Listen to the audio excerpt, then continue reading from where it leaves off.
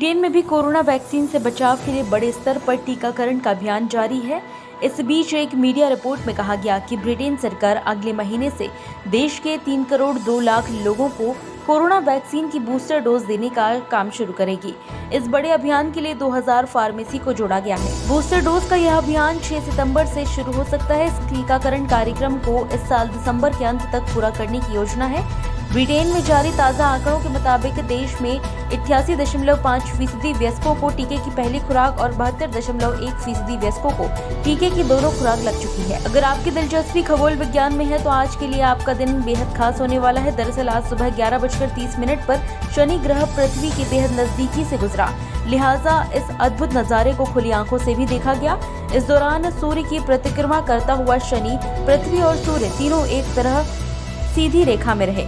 आप इस नजारे को देख सकते थे। देश में कोरोना वायरस संक्रमण के मामले एक बार फिर बढ़ते दिखाई दे रहे हैं। हफ्ते दर हफ्ते की बात करें तो दूसरी लहर से लेकर अब तक 11 हफ्तों में पहली बार कोरोना के नए मामलों में बढ़ोतरी देखने को मिली है।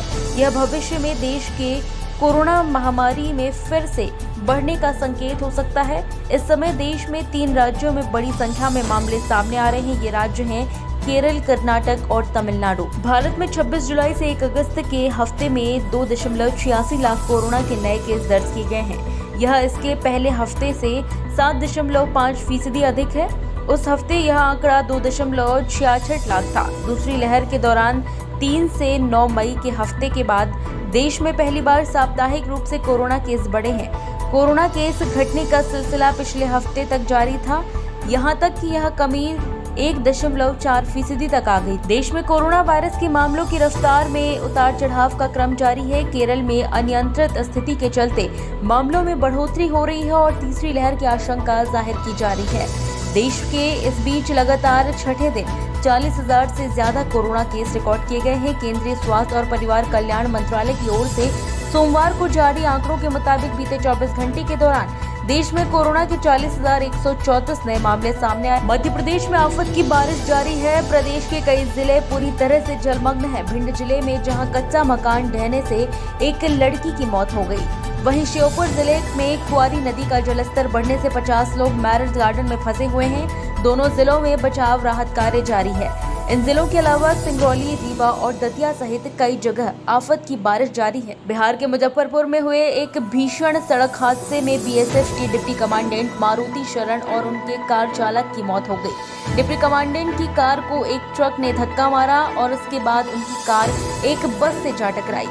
टक्कर इतनी भीषण थी कि डिप्टी कमांडेंट की डस्टर कार के परखच्चे उड़ गए। घटना अहियापुर थाना क्षेत्र के गहरा के NH 57 पर हुई। इस घटना के बाद मौके पर ग्रामीणों की भीड़ जुट गई, वहीं जिसे हटाने के लिए अहियापुर थाना पुलिस वहां पहुंची। टेलीविजन का सबसे बड़ा रियलिटी शो बिग बॉस अपना डिजिटल डेब्यू कर रहा है। टीवी के प्रसारण से 6 हफ्ते पहले इस शो की 8 अगस्त से वूट पर स्ट्रीमिंग होगी। OTT की मेजबानी फिल्म मेकर करण जौहर के हाथों में रहेगी। शो में कितने और कौन-कौन से कंटेस्टेंट हिस्सा लेने वाले हैं, इसका खुलासा अभी ऑफिशियली तो नहीं हुआ है, लेकिन खबर है कि 12 लोग इस बार भी घर में एंट्री लेंगे।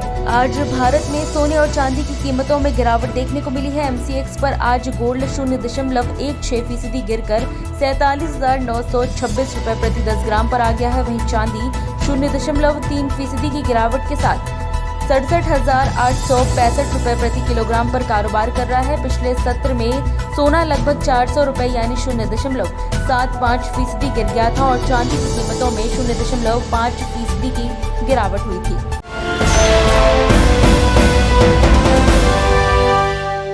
सब्सक्राइब करें JSR टाइम्स और साथ ही नोटिफिकेशन पाने के लिए बेल आइकन को दबाएं।